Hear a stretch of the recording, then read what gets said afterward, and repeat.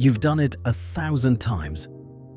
You pull up to the pump, slide the nozzle into your car, squeeze the handle, and look at your phone. Then, at some exact moment you never chose, the pump stops itself.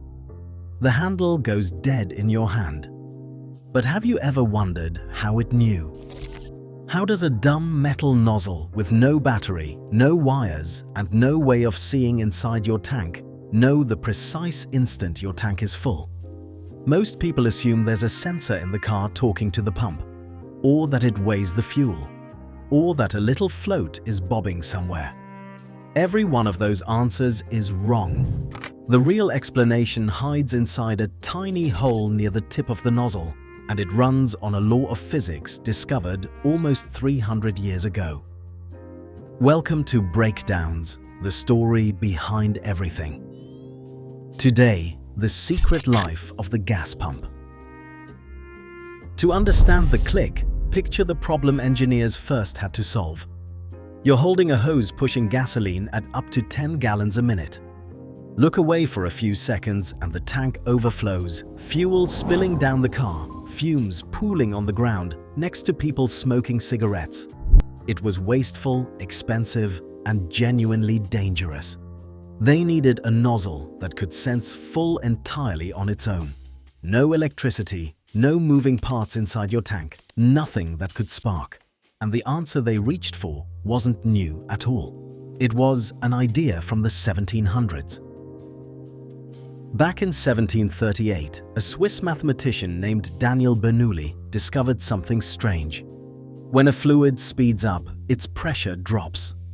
Later, an Italian physicist named Giovanni Battista Venturi showed what happens when you force that fluid through a narrow pinch in a pipe. The fluid accelerates through the squeeze, and right there the pressure falls so low it actually creates suction. A pulling force made from nothing but flow. That pinch has a name. It's called a venturi, and it's the beating heart of every gas nozzle on Earth. So here's what really happens when you squeeze the handle. Gasoline races through one of these narrow venturi throats, the pressure collapses, and that creates a tiny vacuum inside a sealed chamber with a flexible rubber diaphragm stretched across it. That vacuum wants to pull the diaphragm in and trip the whole mechanism. The only thing stopping it is a thin tube running down the spout to a tiny opening near the very tip. The sensing port. As long as that little hole sits in open air, it sucks in air. The vacuum relieves itself and the diaphragm stays relaxed. The fuel keeps flowing. But watch what happens as your tank fills. The fuel rises up the filler neck, higher, higher.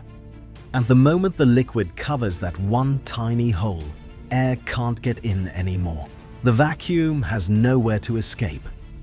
In a fraction of a second, the suction spikes, yanks the diaphragm inward, releases a set of locking balls, and a spring snaps the main valve shut.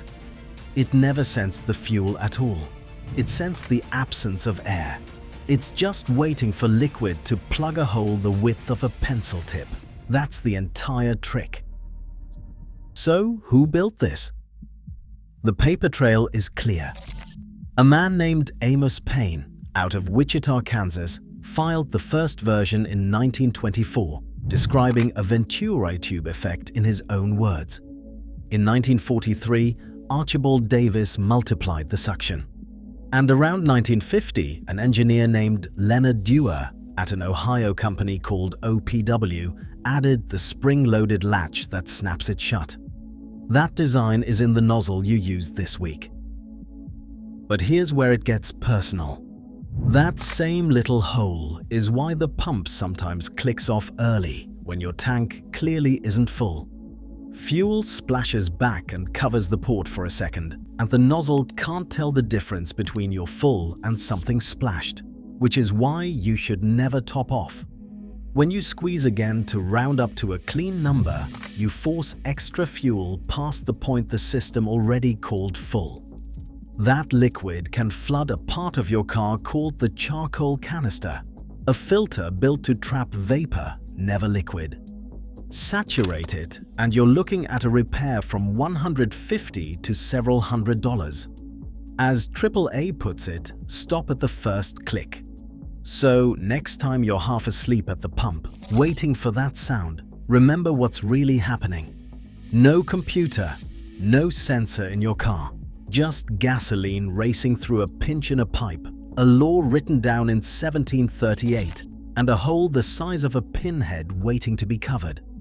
A tiny piece of invisible genius, repeating itself a billion times a day, that almost no one has ever noticed.